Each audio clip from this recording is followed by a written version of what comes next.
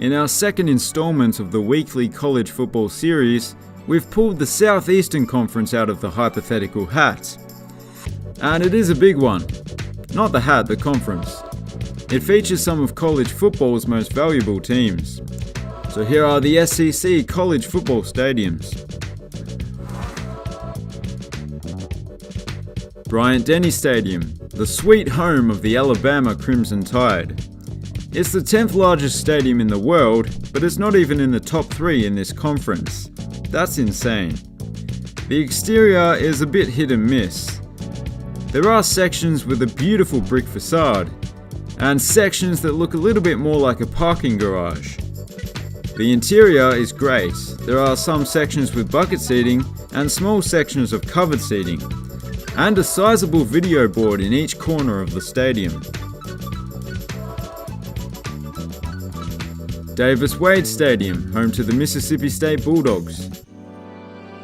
The exterior is somewhat similar to the last one, albeit 3-sided. A beautiful brick facade, a parking garage.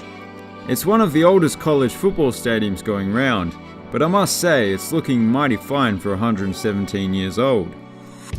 An interesting but completely useless fact about the stadium is that the Bulldogs' original Bulldog mascot, Bully the Bulldog, is buried underneath the field. In case you were wondering, it was a real dog. They didn't bury a costume. 4-0 Field at Memorial Stadium, home to the Missouri Tigers. A stadium famous for its Big M, a brand of flavored milk where I'm from, but an iconic symbol of Missouri in Missouri. It was built from leftover rocks after the construction of the stadium, but it's not the only stadium with a Big M, mind you. I wonder who was first. The stadium's south end was recently redeveloped and now looks much better. And there's even some yellow seating to go with the team's colours. It's a nice, well-rounded stadium, this one. Bit of old, bit of new. Kroger Field, home to the Kentucky Wildcats. For some reason, I hear people say it has one of the worst names for a stadium. From what I understand, Kroger is a chain of grocery stores. But just remember, it could be worse. It could be named after Aldi. F*** you, Aldi. You pathetic excuse for a supermarket.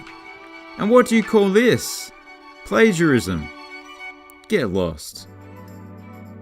Anyway, sorry for that. The stadium itself it's looking pretty sharp.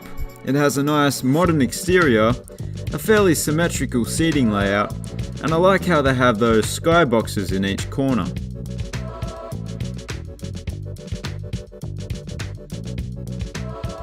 Kyle Field, home to the Texas A&M Aggies.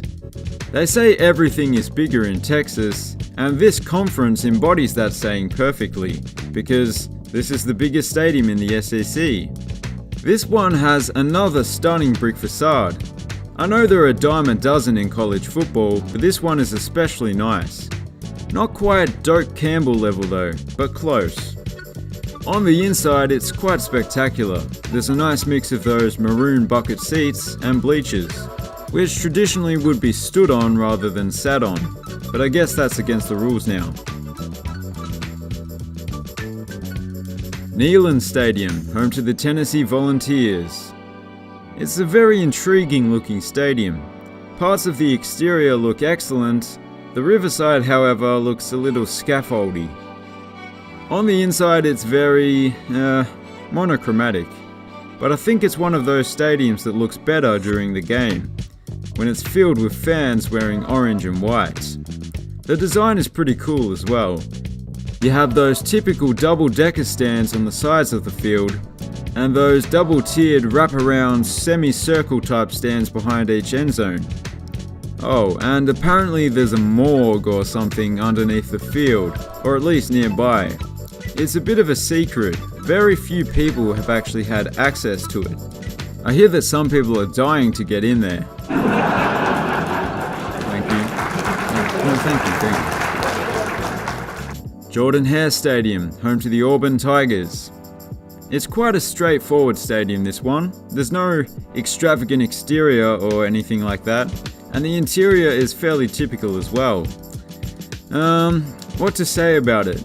Well, it has a larger capacity than its City of Auburn's population, but that's not uncommon in college football. Perhaps the most interesting thing about it is that it's the former home of the legendary dual sport athlete Jack Horseman, who eventually went on to play in both the NFL and MLB, and incredibly became an all-star in both, hang on a second, that can't be right. Oh, Bo Jackson. Of course, no horse. Donald W. Reynolds Razorback Stadium, home to the Arkansas Razorbacks. The exterior on this one looks fairly modern, with plenty of glass being used. Not bad. On the inside, it's a tale of two end zones. One has 3 tiers of bucket seating, the other has no seats at all. Well, I should say had no seats, because it looks like this now after it was expanded. And I gotta say, it makes a world of difference. Not just to the capacity, but it just ties the whole place together, and it takes it from a good stadium to an elite stadium. Sanford Stadium, home to the Georgia Bulldogs. The stadium was built in a small valley and actually sits on top of a creek. There's something satisfying about the way it looks, the way it's nestled into that small space, with barely any wiggle room. The most notable feature of the stadium though are those famous hedges that surround the field. They have been there since 1929, but they aren't the original hedges of course. It turns out hedges are not immortal. I think it looks great and I'd like to see more of it, but of course if anyone else were to plant hedges around their field, then they would get called out for copying Georgia, so it's probably not going to happen.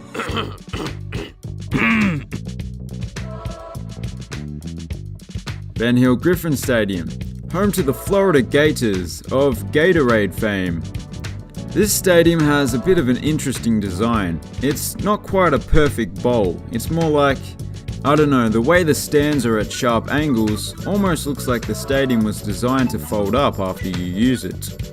And I'd imagine if you did fold it up, it would kinda look like a crunch wrap. I really like this stadium, and I think it would look even better if the seating was all blue and orange. But it's getting there. And I think everyone should get free Gatorade, because you'll probably be sweating at this place. It is called the Swamp for a reason. Tiger Stadium, home to the LSU Tigers. There are few stadiums in the world that could challenge Tiger Stadium when it comes to an intimidating atmosphere. And it's not hard to see why. Other than the huge capacity, the configuration may have something to do with it. The way that southern end is made up of multiple tiers of very steep seating, allowing the fans to sit right on top of the action, would have the great man Bojack Horseman himself shaking in his boots. Nike, I think they were. I also kinda like how it looks like several different stadiums have been fused together.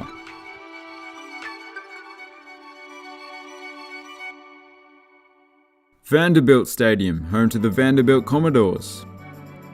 There's not much to speak of when it comes to the exterior. There are hits of brick, but the rest is just exposed support beams. Not the prettiest, but I suppose some people would like that raw look. It's a very simple horseshoe-shaped design with bench seating and a small grass berm at one end.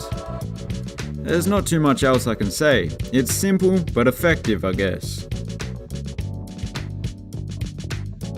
Vaught Hemingway Stadium, home to the Ole Miss Rebels.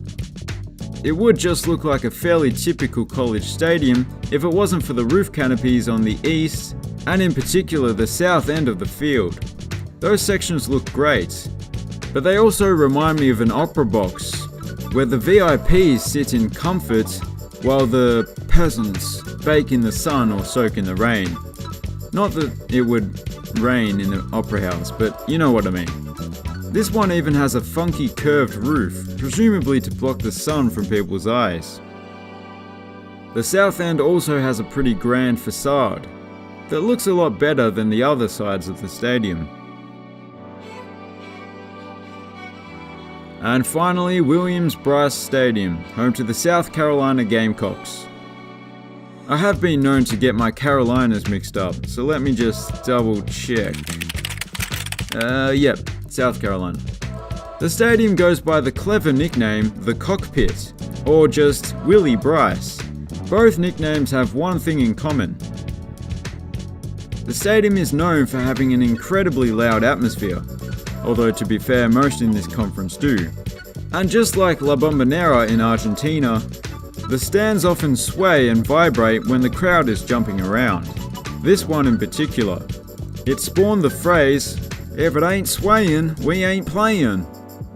The stadium itself looks quite modern, and if it had bucket seating, it wouldn't look out of place in the NFL. I think it's that lighting setup that makes it look newer than it is. And those were the Southeastern Conference college football stadiums. If you enjoyed the video, please consider subscribing. We'll be going through a new conference every week. Thanks for watching.